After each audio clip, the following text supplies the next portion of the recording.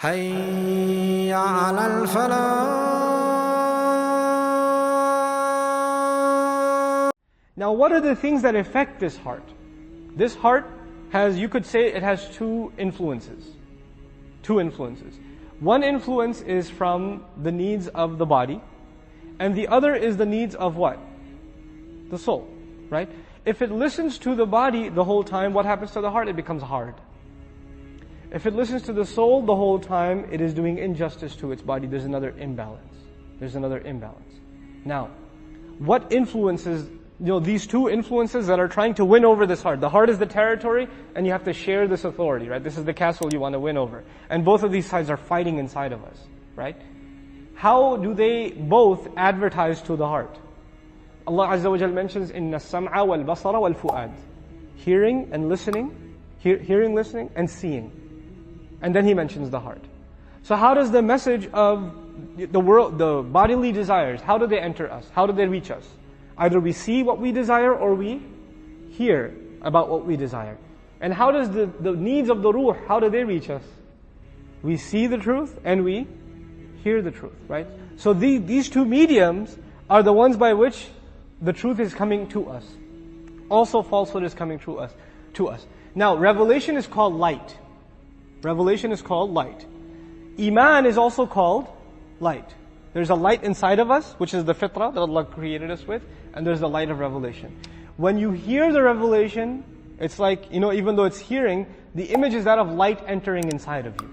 Revelation is light, so light has entered inside of you. And what's already inside, if you're a good person, your fitrah is still intact.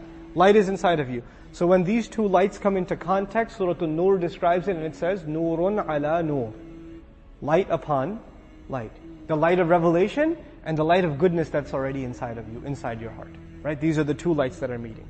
Now, in describing this conflict, the word for the Qur'an is nafs. This conflict that we just talked about, the word that describes that conflict is the nafs. The nafs is being pulled in two directions. When it goes too far in one direction, it starts feeling bad.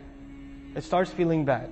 So it becomes a nafs al-lawwama, a blameworthy nafs, a guilty nafs.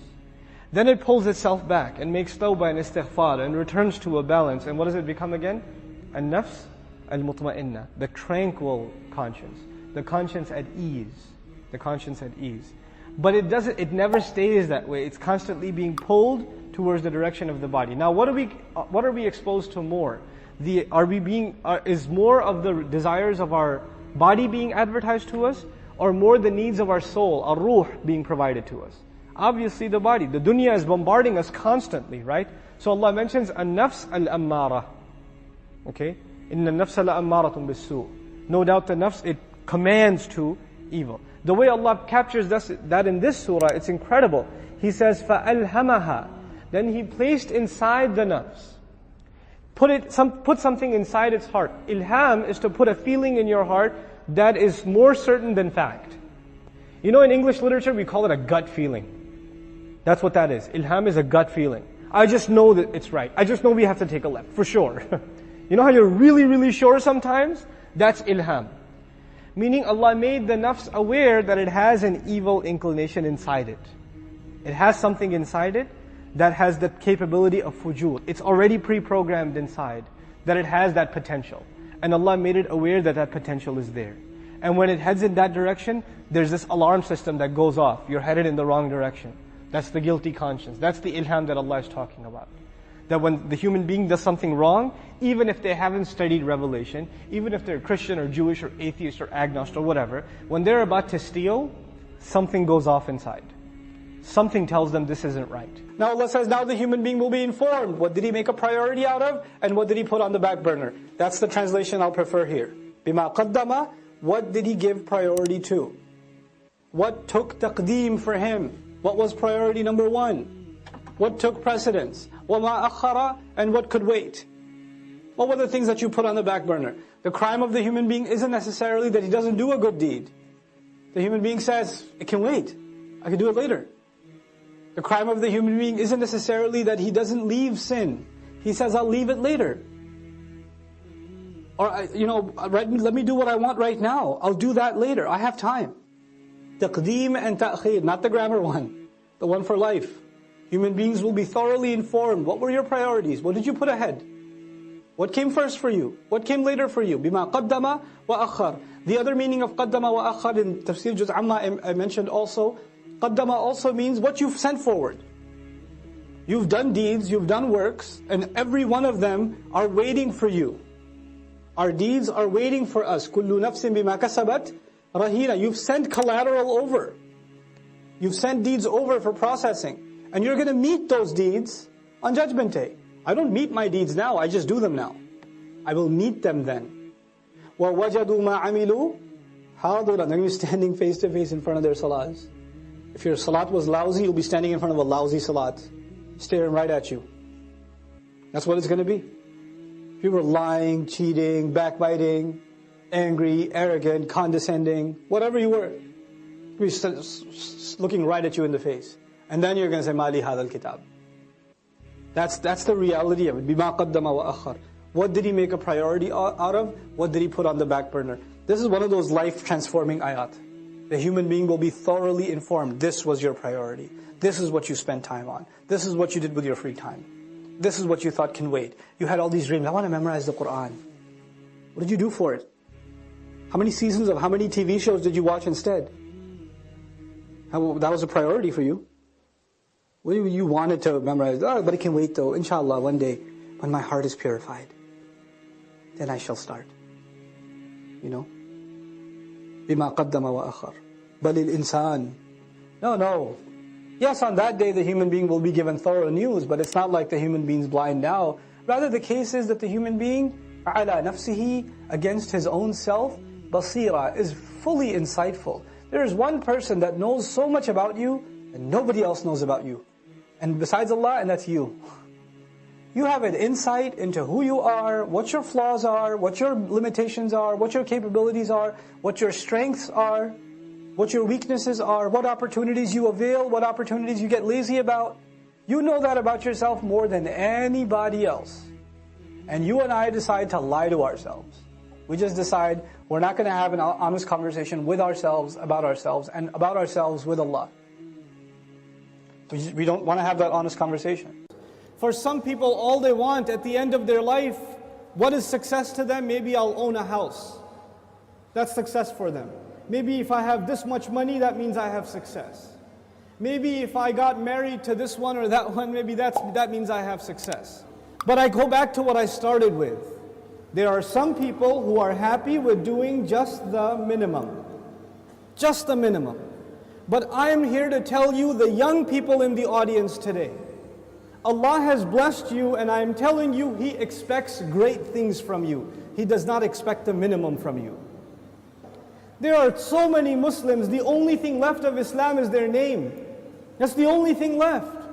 They don't care about salat, they don't care about halal and haram. They're far from this deen. What can I do to further this deen? What can I do I shouldn't just be happy that so many people come and attend Jumu'ah. Does that mean everybody's heart is clean? Does that mean that we don't need any more reminder? Is that what that means?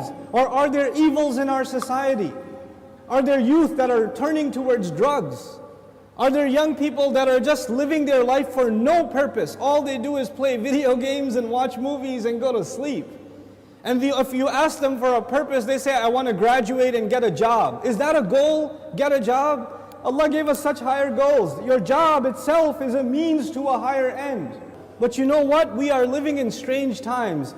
The people who need the da'wah the most today are the Muslims themselves. But even if you get a good job, but you don't do your job. You got the job, but you show up late every day. You got the job, but you don't finish any projects. You're sitting there at the desk wasting your time. You're going to lose that job. Somebody else will come and do it for you.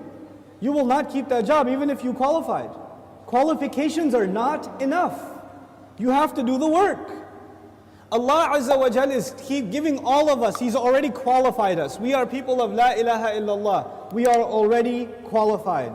But that doesn't mean we're doing the work. If we don't do the work, if we don't concern ourselves, if we don't care, then you know what's going to happen. إِن تَتَوَلَّوْا يَسْتَبْدِلْ قَوْمًا غَيْرَكُمْ ثُمَّ لَا يَكُونُوا أَمْثَالَكُمْ. You turn away, and Allah will replace you with a nation other than yourselves, and they will not be like you. They will not be lazy like you. And those are when young Muslim people have real iman. When young Muslims have real strength in their belief, then they have the power to change the world. They have the power to make the world a better place. But when young Muslim people don't have real iman, they don't have real conviction, then they are a waste of space. They are a waste of society, a waste of a generation.